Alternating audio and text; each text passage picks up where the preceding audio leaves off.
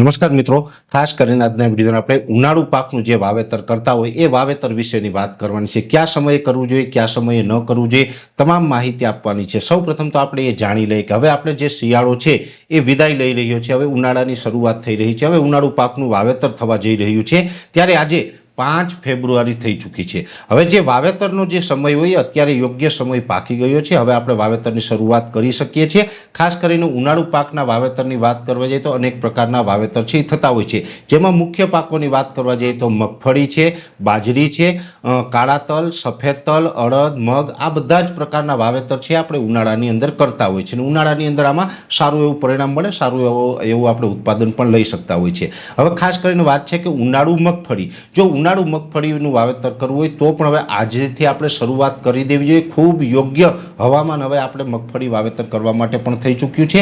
અને મગફળી છે એ પણ જો આપણે વાવેતર કરવું હોય તો બહુ લેટ ન કરવું. મગફળીનું વાવેતર છે એ ફેબ્રુઆરી મહિના દરમિયાન જ કરી દેવામાં આવે તો ખૂબ સારું રહેશે. ને એમાં પણ 25 ફેબ્રુઆરી સુધીમાં મગફળીનું વાવેતર થઈ જાય તો એ યોગ્ય સમય કહેવાશે. પછી બહુ લેટ કરીએ તો પાછળથી પ્રી મોન્સૂન પણ આપણે નડી શકતું હોય છે. અને મગફળીની અંદર પણ જો વાત કરવા જઈએ તો આમ તો 90 દિવસવાળી મગફળી કોઈ પણ હોય એ ઉનાળાની અંદર વાવી શકીએ છીએ. જીટુ મગફળી જે પહેલાં આવતી એનું બિયારણ અત્યારે મળવું થોડુંક અઘરું પડે છે. બાકી ઉનાળાની અંદર જીટુ મગફળી છે એ પણ મારી દ્રષ્ટિએ સારી છે. બાકી તો આપણે 37 નંબર હોય અથવા તો 41 નંબર હોય કે કોઈ પણ જે ઉભળી મગફળી આપણે વાવેતર કરવામાં લેતા હોય એને વખેડીએ આપણે વાવેતર કરીએ તો એ આપણે ઉનાળુ પાક માટે ખૂબ યોગ્ય ગણાય. અત્યારે આપણે લાંબા ગાળાની મગફળીના વાવેતર કરી શકીએ. જે 90 દિવસે પાકતી હોય એવી મગફળીનું વાવેતર કરીએ તો ઉનાળુ મગફળીમાં પણ સારું રહે છે.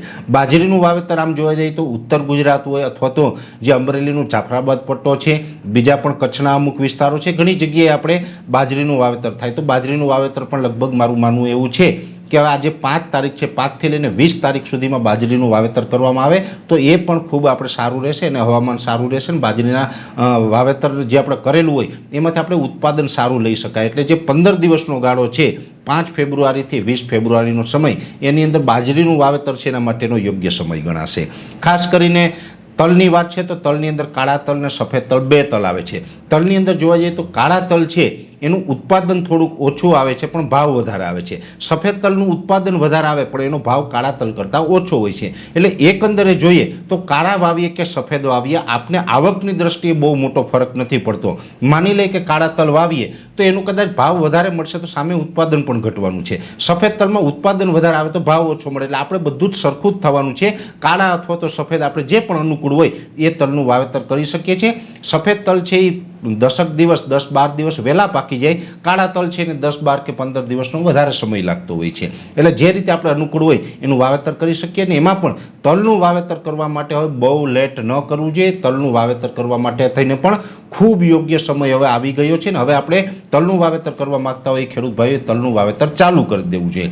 પણ હા, એક વાત ચોક્કસ છે કે અડદ મગનું જે મિત્રો વાવેતર કરતા હોય એને હજી પણ ઉતાવળ કરવાની જરૂર નથી. જો અડદ મગનું વાવેતર કરવું હોય તો 20 ફેબ્રુઆરીથી લઈને 10 માર્ચ વચ્ચે પણ આપણે વાવેતર કરીએ ત્યાં સુધી પણ એ મોડું નહીં થાય ત્યાં સુધી આપણે કરી શકશું. એટલે અડદ મગ છે એ આપણે ફેબ્રુઆરીના છેલ્લા દિવસોની અંદર વાવીએ તો પણ એ યોગ્ય સમય જ ગણાય. અડદ મગ માટે લેટ નહીં થાય એટલે એમાં કોઈ ચિંતા કરવાની જરૂર નથી. પણ હા, બાજરી, મગફળી હોય અથવા તો તલનું વાવેતર કરવું હોય એવા ખેડૂતોએ અત્યારે વાવેતર કરવાની શરૂઆત કરી દેવી જોઈએ. કેમ કે યોગ્ય સમય આવી ગયો છે. અત્યારે હવે જે મહત્તમ તાપમાન છે એટલે કે જે દિવસનું તાપમાન છે હવે ઉચકાઈ ચૂક્યું છે. મોટા ભાગે તાપમાન છે આપણે 30 ડિગ્રી ઉપર આવી ગયું છે. ઠીક છે કે 7 તારીખથી 3-4 દિવસ માટે 1-2 ડિગ્રી તાપમાન ઘટી શકે છે પણ એનાથી વાવેતર ઉપર કોઈ અસર પડવાની નથી. એટલે આપણે કોઈ જ ચિંતા કર્યા વગર આ વાવેતરની શરૂઆત છે હવે કરી દેવી જોઈએ. અને બધા જ ખેડૂત ભાઈઓ એક પણ નક્કી રાખવાનું છે. ઘણા ખેડૂતો એવા પણ હશે કે એને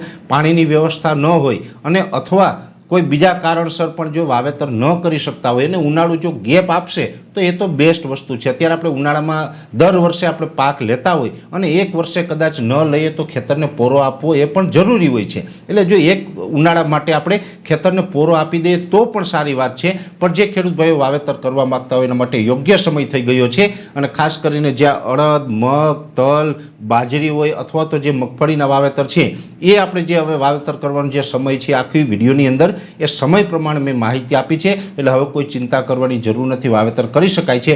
છતાં પણ આ વિશેની કોઈ વિશેષ તમારે માહિતીની જરૂર હોય તો અમારા કોમેન્ટ બોક્સની અંદર કોમેન્ટ કરજો, અમે ચોક્કસથી આપને મદદરૂપ થવાનો પ્રયાસ કરશું. અત્યારે આ વિડીયોની અંદર એટલું જ. અંતમાં દરેક મિત્રોને વિનંતી રહેશે કે આ વિડીયોને લાઈક આપીને દરેક ગ્રુપમાં શેર કરી દેવો. જો તમે એમને યુટ્યુબ ઉપર જોઈ રહ્યા હોય તો ચેનલને સબસ્ક્રાઈબ કરજો અને ફેસબુક ઉપર જોઈ રહ્યા હોય તો પેજને ફોલો કરજો.